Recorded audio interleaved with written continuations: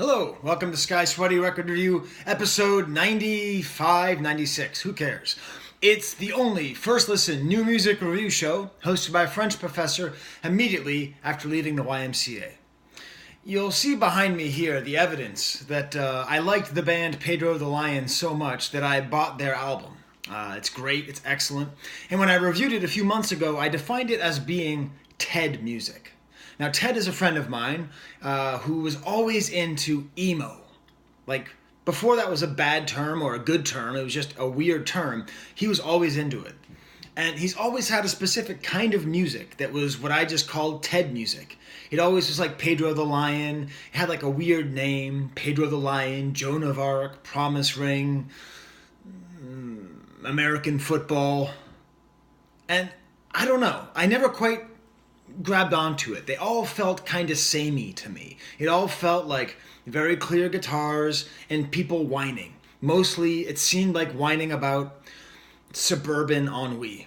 Which, hey, I'm from the suburbs. I can kind of feel that, but it's not exactly what I wanted to go to for my music. So you see that on the other side, and then just for the fun, on the other side, you see a gigantic My Chemical Romance poster. I took that from my daughter's room, and yesterday it was funny because for the first time ever, she let me listen to them. It's always been off limits. And I was listening, and she said to me, what kind of music is this? And I was like, I don't know, rock and roll? And she wasn't very happy. The next song would come on. What kind of music is this? I was like, I don't know, it seems like rock and roll, it's fine. I thought it would be a lot worse. It's really not that bad. I think people make fun of it because they don't like girls and what girls like. That's my theory. And she's like, no. And so then finally the next song came on. She said, what kind of music is this? I'm like, emo? And she gave me a big hug and said, oh, thank you so much. Yes, this is emo.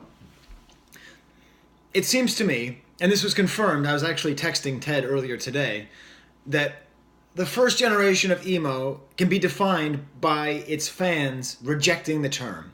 The second generation by embracing it.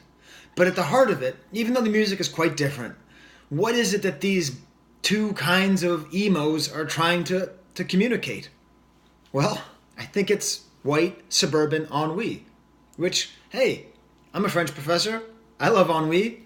And I think it's an important thing to express. I do. I think it's authentic. So American football. Is American football going to be as good as Pedro the Lion?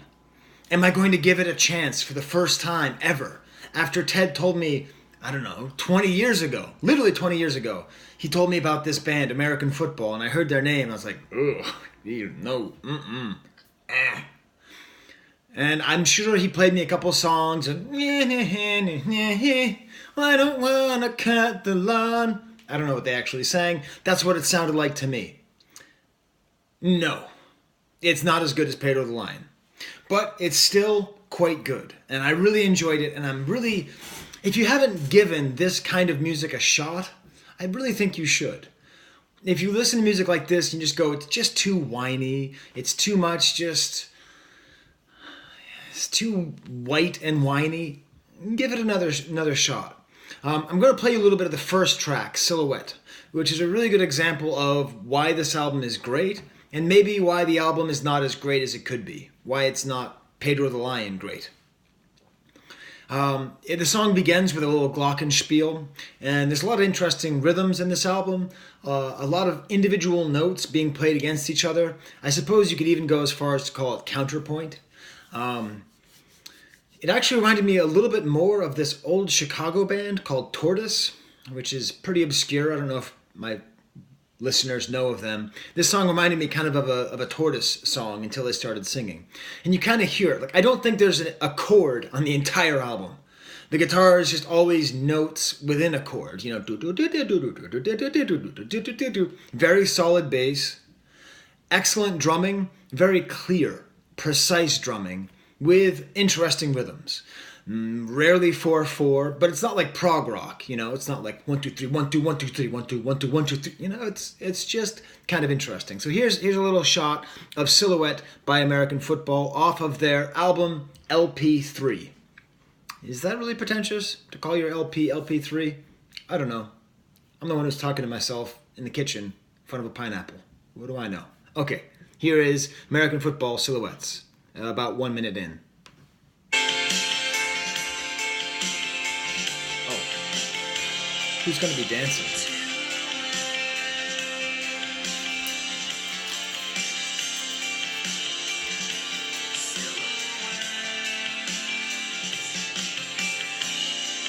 So you hear that kind of complicated drum rhythms, I hope? And the kind of whiny voice.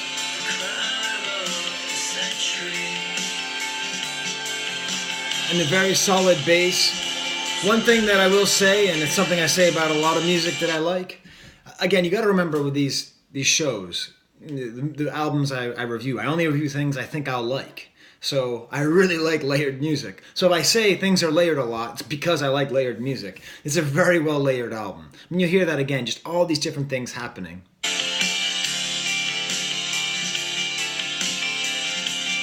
You know, little things in the background, multiple guitars, the drums happening, faint glockenspiel in the background, and then the voice coming over. It's very nice. The thing that this album does really well, and that I really enjoy, is the songs are long. And that's not usually a good thing. Well, it can be a good thing. It's not always a good thing. But if you take, for example, the second song, it's called Every Wave Breaks, or Every Wave Has a Break in It. I don't know. It's a really long title. It doesn't matter. But what's nice about that is they're long songs, and then usually at the end, there's like kind of like a jam. So in this song, Every Wave, there's a woman singing in French. I don't know why. That was a nice surprise. But like they have these jams pretty consistently, almost every song, that play out the melody, play out some of the rhythms. Like it's like the song has an idea, and they give it space to breathe with a jam at the end that kind of keeps going. So I found myself like listening to the beginning of the second song being like, I don't know, Ted. I don't think I can make it. I don't think I can make it through this one. It's more just but then the instrumental at the end, it's just excellent. It's really, really good. The third track is kind of a breakout track for me called Uncomfortably Numb. This is where things got very interesting. It's a song about being an alcoholic father. And I'm not an alcoholic father. I know a few. But it's interesting because he talks about the way he felt as a youth and how he'd blame his father. But now he's blaming the booze. And you get this real sense, and it happens on the next song as well, Heir Apparent, that he is still emo. Like whatever he was in 99 when Ted was trying to get me to listen to him, he was 20 years younger. He was probably singing about having to cut the grass or working as a temp or something like that. And that was his emotional state. This album is very much the pain of being in the sandwich generation, of having to take care of your parents and having to take care of your kids, being middle-aged. It's middle-age emo. It's dad emo. And this song, Uncomfortably Numb, I mean, it's a funny pun on the song by Pink Floyd. But still, it's great. It's still suburban ennui, but it's one generation up. And there isn't enough written about the hereditary nature of alcoholism. Not enough sung about it. It actually was funny. I went and saw the movie Us yesterday. Much better nostalgia with music, by the way. Very well done. And in the movie, one of the couples is just a terrible alcoholic couple. And it was funny because I thought it was really well done. It actually illustrated, because I just sort of feel like a lot of the people around me in the suburbs here are just like alcoholics. It's like depresses me. I don't know what to do about it. So I don't know.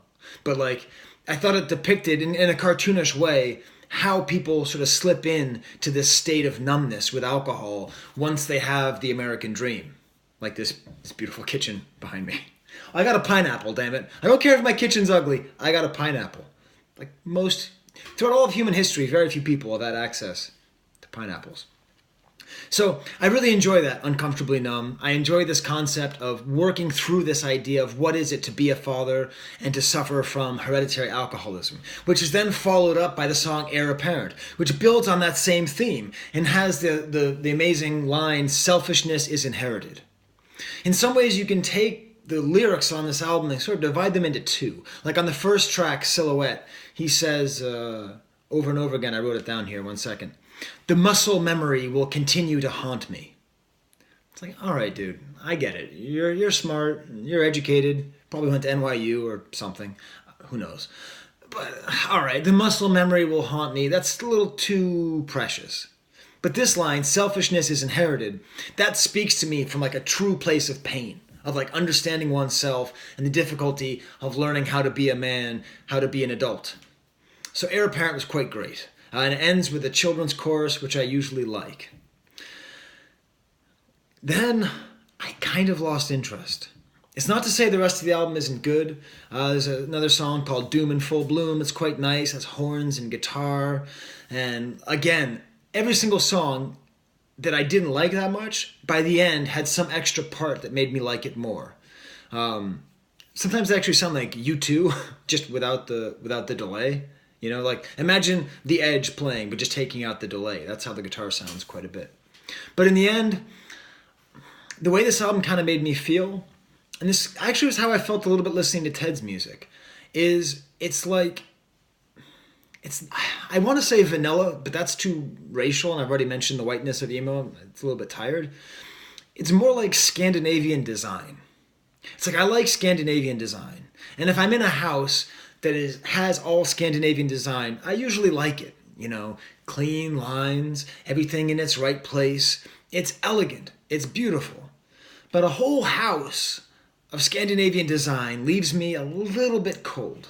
It's nicer than just a crappy house with funky-dunky 70s cupboards like I got here. But still, it leaves me a little bit cold. It makes me, I leave, and I just wish there was a little bit more. So I think, ultimately, I wish this album were a little bit more like either of these. A little bit more emotional, a little bit more personal like Pedro the Lion, a little bit more angry, a little bit more like angsty like My Chemical Romance. But still, I enjoyed it. It's good emo, but don't call it emo. But it's very emotional. All right. Until next time, can you tell I'm thinking about remodeling my kitchen? Because I am. Until next time, there's the Well, first of all, there's the pineapple. And there's the camera.